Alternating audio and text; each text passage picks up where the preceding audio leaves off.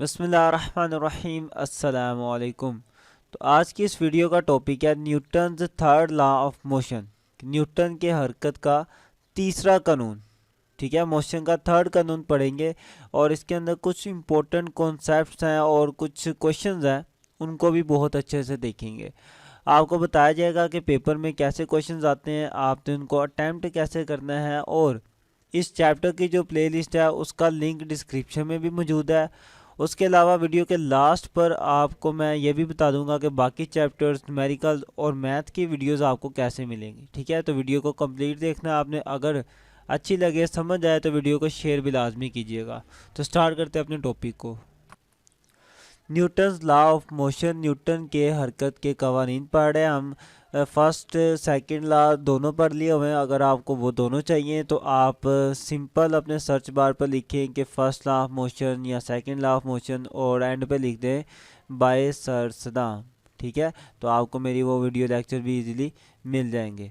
अभी स्टार्ट करते हैं, अपने थर्ड कानून को पढ़ते हैं कि Newton's third law of motion क्या था। न्यूटन ने हमें क्या चीज़ बताई। न्यूटन हमें ये कहता है कि to every action there is always an equal but opposite reaction, के हर एक्शन का एक रिएक्शन होता है जो कि मिकदार में बराबर लेकिन सिमत में क्या होता है, ऑपोजिट होता है। क्लियर, कि हर एक्शन का एक रिएक्शन होता है जो कि मिकदार में बराबर लेकिन सिमत में ऑपोजिट होता है। इसकी सिंपल सी एग्जांपल करते हैं। ये मेरे पास दीवार है कोई, और ये मेरे पास मेरी बॉल है। मैं अगर अपनी बॉल को इस दीवार की तरफ फेंकूं तो ये मेरा क्या हो जाएगा, एक्शन हो जाएगा। ये बॉल उस दीवार से टकराने के बाद वापस आ जाए मेरे पास, ये क्या हो जाएगा, मेरा रिएक्शन हो जाएगा।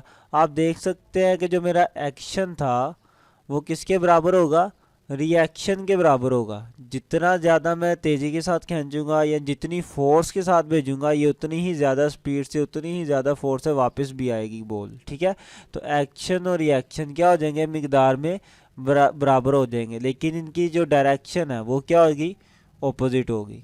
ठीक है, यही है मेरा न्यूटन का थर्ड लॉ, और काफ़ी सिंपल है और काफ़ी इम्पोर्टेंट भी है। अब इसकी कुछ और भी एग्जांपल्स करते हैं। फ़र्ज़ कर लें कि एक बड़ी बुक में एग्जांपल लिखी हुई है, फेमस है, और पेपर में ये क्वेश्चन भी आता है कि अगर आपके पास कोई बैलून है, फ़र्ज़ करें जी आपके पास कोई बैलून है।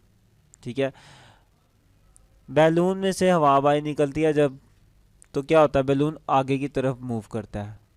बैलून आगे की तरफ मूव करता है, तो क्यों करता है वो, इसलिए देखिए बैलून क्या करता है, गुब्बारा क्या करता है, हवा बाहर निकाल रहा है, तो वो बाहर निकालना इसका क्या हो जाएगा, एक्शन हो जाएगा।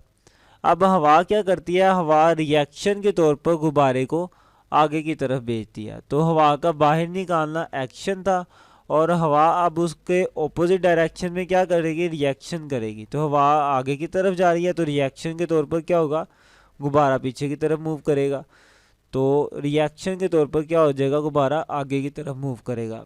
अब जितनी स्पीड से हवा निकलेगी, गुब्बारा भी उतनी ही स्पीड से मूव करेगा। तो एक्शन और रिएक्शन क्या होगे, इक्वल हो गए ना, और डायरेक्शन भी क्या होगी उनकी, ऑपोजिट होगी। तो ये गुब्बारे वाली एग्जांपल थी, इंपॉर्टेंट थी ये भी। अब एक और एग्जांपल है इसकी, वो भी देखते हैं हम। आपके पास एक टेबल है, ठीक है, अब टेबल के ऊपर एक बुक पड़ी हुई है। ये टेबल है और टेबल के ऊपर ये क्या है, ये बुक पड़ी हुई है। अब बुक का वजन क्या है, नीचे की तरफ है। ये क्या हो गया, मेरा एक्शन हो गया। और ये जो मेज़ है, मेज़ क्या करेगा, रिएक्शन के तौर पर इसके ऊपर भी एक फोर्स लगाएगा, ऊपर की तरफ भी एक फोर्स लगाएगा रिएक्शन के तौर पर, क्योंकि हर एक्शन का एक रिएक्शन तो होता है। अगर नीचे की तरफ ज़मीन उसे खींच रही है, ये ज़मीन का क्या हो जाएगा, एक्शन हो जाएगा। ये मेरा क्या हो जाएगा, एक्शन हो जाएगा। तो रिएक्शन के तौर पर टेबल को भी इसके ऊपर फोर्स लगानी चाहिए, और वो क्या है, वो ऊपर की तरफ होगी। ठीक है, तो हर एक्शन का रिएक्शन होता है। तो जहाँ कहीं पे भी आप देखेंगे कि कोई चीज़ पड़ी हुई है नीचे की तरफ, तो ज़रूर ये टेबल भी उसके ऊपर कोई ना कोई फोर्स लगा रहा होगा ऊपर की तरफ। ठीक है, अपोजिट डायरेक्शन में, क्योंकि न्यूटन का थर्ड लॉ कहता है हर एक्शन का रिएक्शन होता है। तो अगर वजन नीचे की तरफ है तो ऊपर भी कोई ना कोई फोर्स लग रही है इस बुक के ऊपर, जो कि रिएक्शन है। अब उसने ये भी कहा था ना कि हर एक्शन का रिएक्शन होता है जो क्या होता है, इक्वल होता है। तो जितना मेरा वजन है उतना ही मेरा रिएक्शन भी होगा। दोनों के दोनों इक्वल है तो दोनों एक दूसरे को कैंसिल करेंगे और मेरी बुक क्या होगी, कहीं पर भी मूव नहीं करेगी, यहीं पे रहेगी। ओके, तो ये भी एक एग्जांपल से हमने समझा। एक और इसकी बड़ी एक अच्छी सी एग्जांपल है, रॉकेट के हिसाब से समझते हैं। फर्ज करें जी ये आपके पास आपका रॉकेट है। अब रॉकेट में से भी क्या होता है, गैसेस बाहर निकलती हैं, आग लगती है तो गैसेस बाहर निकलेंगी, आग लगेगी। अब ये जो आग लग रही है ये क्या करती है, मतलब गैसेस को जब आग लगती है तो गैसेस बहुत प्रेशर के साथ बाहर निकलती हैं। ठीक है, गैसेस ने फुल प्रेशर के साथ बाहर की तरफ फोर्स लगाई तो ये गैसेस का क्या हो जाएगा, एक्शन हो जाएगा। अब उसके रिएक्शन में क्या होगा कि रॉकेट ऊपर की तरफ मूव करेगा। ठीक है, उसके रिएक्शन में रॉकेट ऊपर की तरफ मूव करेगा। तो वही बात हो गई, हर एक्शन का रिएक्शन होगा। तो जितनी ज़्यादा फोर्स के साथ, जितने ज़्यादा प्रेशर के साथ गैसेस निकलेंगी उतनी ही ज़्यादा स्पीड के साथ हमारा रॉकेट आगे की तरफ मूव करेगा। ठीक है, तो गैसेस का निकलना मेरा क्या था, एक्शन था, और रॉकेट का आगे की तरफ मूव करना क्या हो गया, रिएक्शन हो गया।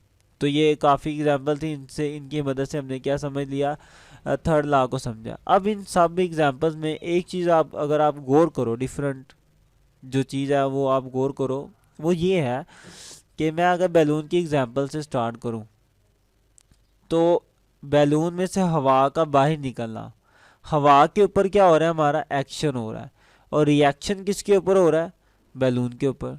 मतलब देखें, एक्शन किसी और के ऊपर है और रिएक्शन किसी और बॉडी के ऊपर है। इसी तरह अगर मैं अपने रॉकेट की बात करूं तो रॉकेट के अंदर भी यही था कि एक्शन किसके ऊपर हो रहा है, इन गैसेस के ऊपर हो रहा है। ठीक है, एक्शन किसके ऊपर हो रहा है, गैसेस के ऊपर हो रहा है। तो बाद में गैसेस क्या करती है, अपना रिएक्शन देती हैं, वो किसके ऊपर देती हैं, रॉकेट के ऊपर देती हैं। ठीक है, तो जब एक्शन और रिएक्शन दो डिफरेंट बॉडीज के ऊपर लगती हैं तो क्या होता है, हरकत होती है, मूवमेंट होती है। यहाँ पर देखिए एक्शन और रिएक्शन अलग अलग चीज़ों पे हो रहा था। एक्शन हवा के ऊपर हो रहा था और रिएक्शन गुब्बारे के ऊपर हो रहा था। तो नतीजे के तौर पर क्या हुआ, गुब्बारा आगे की तरफ मूव करना शुरू कर दिया। रॉकेट में भी यही सीन था कि एक्शन हमारा गैसेस के ऊपर हो रहा था, रिएक्शन मेरा रॉकेट के ऊपर हो रहा था। दोनों अलग अलग बॉडीज हैं, अलग अलग चीज़ें हैं। तो नतीजे के तौर पर क्या हुआ, रॉकेट ने आगे की तरफ मूव करना शुरू कर दिया। लेकिन अगर आप इस केस में देखें, टेबल वाले केस में, इसमें एक्शन भी मेरा बुक के ऊपर ही हो रहा है और रिएक्शन भी मेरा बुक के ऊपर ही हो रहा है। तो जब एक्शन और रिएक्शन एक ही बॉडी के ऊपर हो जाए तो वो बॉडी हरकत नहीं करती। लेकिन जब एक्शन और रिएक्शन डिफरेंट बॉडीज़ के ऊपर हों तो वो क्या करती हैं, हरकत करती हैं। तो ये बड़ी इंपॉर्टेंट चीज़ थी, मैंने इसको नोट के हेडिंग में लिख दिया कि मैंने लिखा हुआ है कि note that if action and reaction forces act on different bodies then bodies move. तो तब जिस्म क्या करता है, हरकत करता है। जब एक्शन और रिएक्शन डिफरेंट बॉडीज के ऊपर होता है तो तब क्या होती है, मूवमेंट होती है। if action and reaction forces act on different bodies then body moves। कि तो हमारे जिस्म क्या होते हैं, हरकत करते हैं।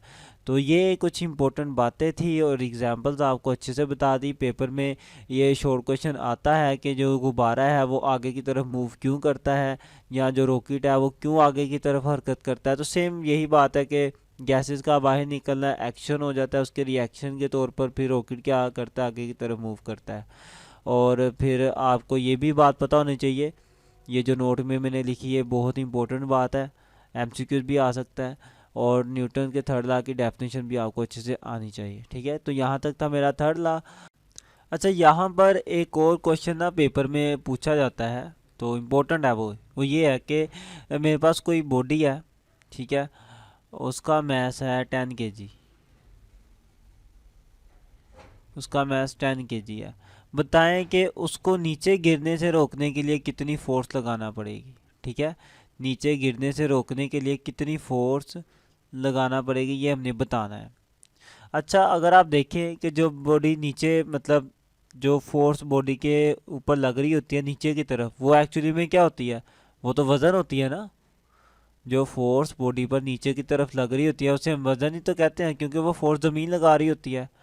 तो अगर मुझे ये पता चल जाए बॉडी का कितना वज़न है, तो जितना वज़न होगा मुझे उतनी ही फोर्स लगाना पड़ेगी ना इसको रोकने के लिए कि ये नीचे ना गिरे।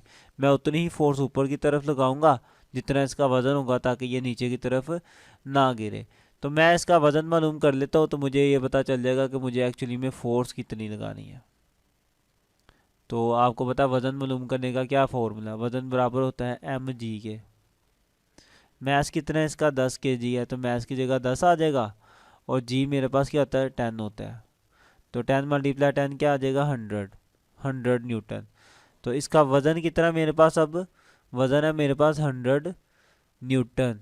तो 100 न्यूटन की फोर्स इसके ऊपर लग रही है नीचे की तरफ, तो इसको मैं 100 न्यूटन ही फोर्स ऊपर की तरफ लगा के उठाऊंगा, उठा के रखूंगा, ताकि ये नीचे ना गिरे।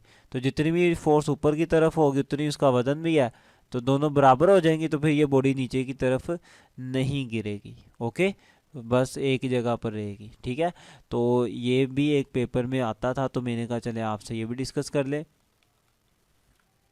अगर आपको हमारी वीडियो अच्छी लगी है, समझ आ रही है, तो आपने इन वीडियोस को लाजमी शेयर करना है और कमेंट में मुझे बताना भी है। अब अपने जो प्लेलिस्ट है वो आपने कैसी लेनी है वो आप इस वीडियो में देख लें।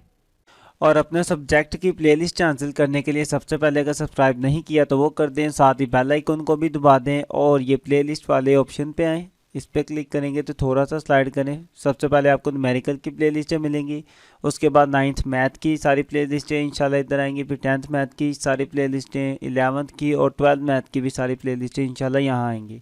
उसके नीचे फिज़िक्स की प्लेलिस्ट है, पहले 9th क्लास की और उसके बाद 10th क्लास की फ़िज़िक्स की प्लेलिस्टें होंगी।